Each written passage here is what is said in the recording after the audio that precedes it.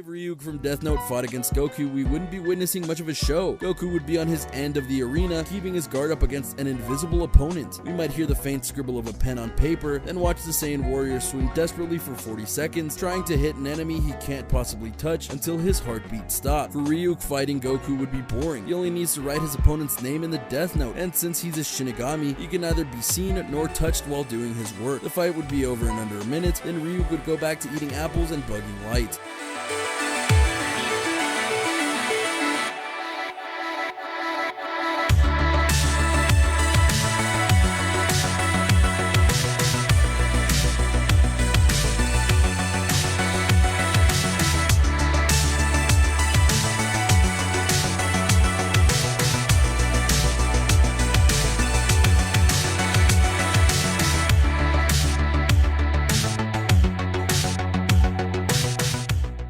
YuGiOh. What do you mean I'm cheating again? I'm not. Look at the title of this piece. It's not who can beat Goku in a fight per se, but rather who can beat Goku in a battle. And what is there to say about YuGiOh other than the fact that it's about dueling with cards? I mean, let's be honest here, Goku would make a terrible duelist. He'd probably put all the strongest cards together in a way that wouldn't make sense, or he wouldn't understand the rules and he'd get frustrated because this is a game of the mind and not the body. Goku's a genius when it comes to actual fighting. Play fighting, not so much. Plus, if we were to take this to another level and say have Goku fight the monsters of YuGiOh, aka a team the Egyptian prince, he would still lose. Why? Because if we look at this from the perspective of Yugi's deck throughout the years, Goku would have to fight the unstoppable Exodia, 3 Egyptian gods, the legendary dragons, and of course the Dark Magician. Goku doesn't beat gods very often. Even in Ultra Instinct, and magic is kind of a weakness if done in the right way. Goku would allow YuGiOh to summon any monster he felt could beat Goku, and so he'd bring out every single heavy hitter in the book, including a certain knight that has power beyond infinity. So yeah, Goku loses. How's that for cheap?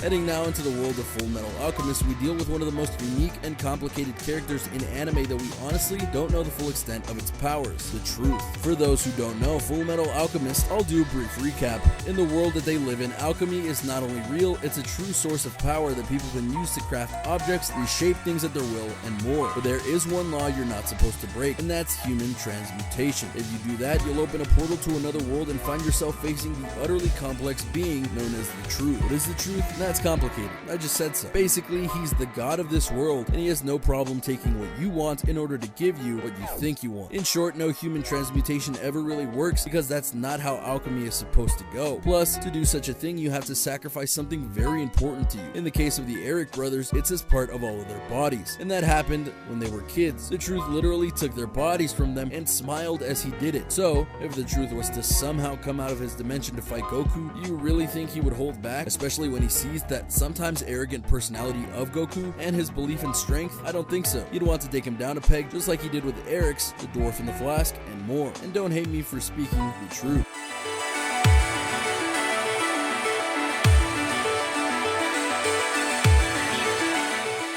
Alucard. What good is the Kamehameha against an ancient immortal vampire? And no, I'm not talking Alucard from Castlevania, I'm talking Alucard from Hellsing, one of the most OP characters in the history of fiction. This guy is so strong that his power has never been tested. In fact, this bloodsucker has to hold back in every single fight he's ever been in. Not only is he ferocious, but Alucard is also exceedingly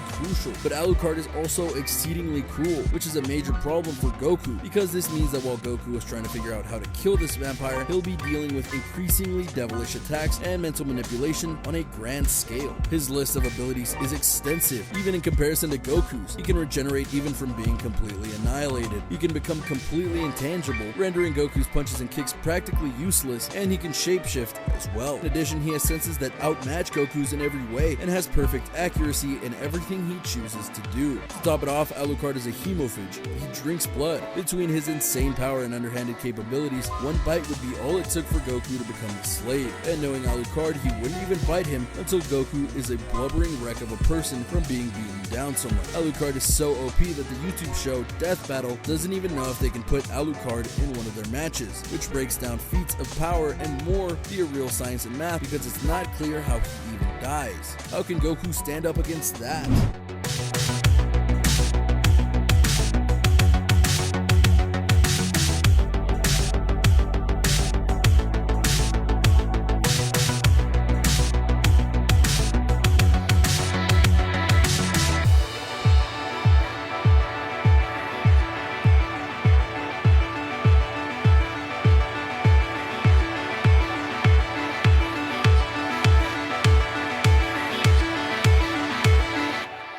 Mestifoe Feelies. While the warriors in Dragon Ball universe operate at a high frequency, let's have a look at Mestifoe Feelies from Blue Exorcist if we want a taste of a more abstract level of power. Despite Goku's speed, no one is faster than time, and Mestifoe is the king of time. He can keep Goku frozen in the same moment or as long as he needs. Whether he's ready, he can use his telekinesis to stop Goku's clock from ticking, if you catch our drift. Mephisto wouldn't even need to use his flaming pentagram in this fight, though he might show it off anyway. In short, Goku depends on having a true level playing field when facing off against an opponent, but he can't have that with Mestifoe because this dude's playing field is way above Goku's. And for further proof of this, look at the Resurrection F movie where Beerus' assistant Wiz altered reality by reversing time back a few minutes. Goku can't do that, and he couldn't stop it if he wanted to. Plus, earlier in that same movie, Goku couldn't even lay a hand on said assistant, and he wasn't even using his time-stopping abilities. So yeah, against Feelies, thumbs up.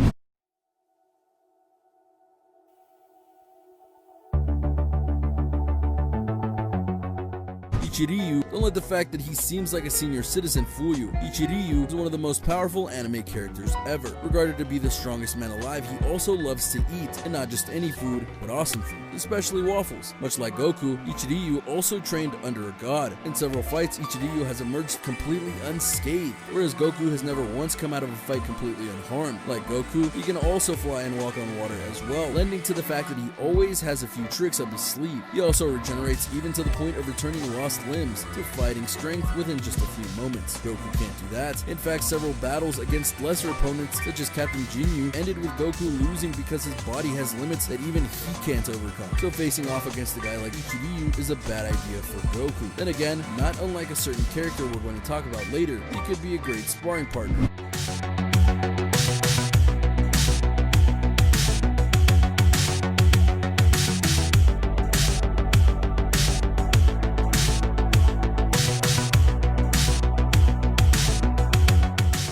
Kenshiro, the Fist of the North Star, has a very good resume. Mainly, he can defeat you with a single punch. That sounds familiar. But unlike a certain other One Punch Man, Kenshiro does it in a lot more style. Kenshiro is a boss when it comes to martial arts, and Goku would find a very good challenge in him. The problem, though, lies in the style of combat they employ. While Goku is a very traditional martial artist, Kenshiro has secret knowledge of the body and its pressure points, and thus can literally kill a person with a single punch, walk away, and then their bodies explode. Not to mention, Kenshiro is able to walk through falling buildings without so much as a scratch, is able to summon illusions of himself, detect the auras of opponents, and more. So don't try fighting Kenshiro, Goku, you're already dead.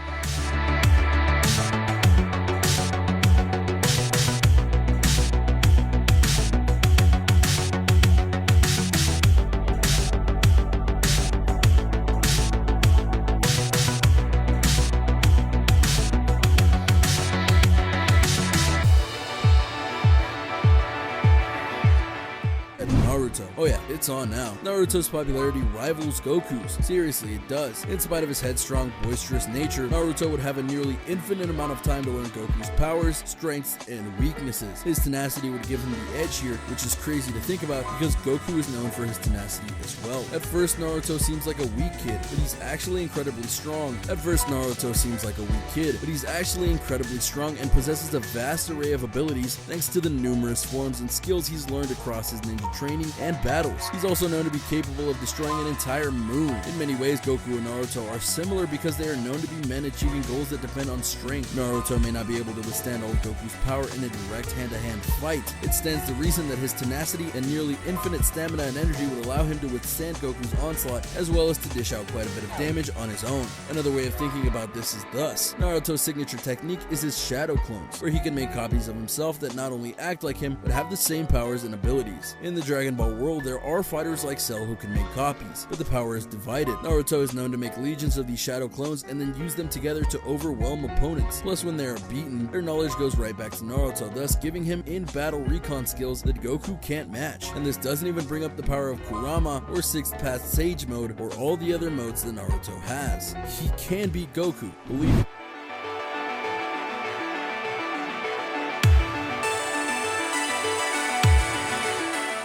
Saitama. Okay, if you wish to discuss current major debates about who would win in a fight between anime characters, this list is currently everyone versus Saitama. The One Punch Man is a bit of a joke character in the grand scale of it.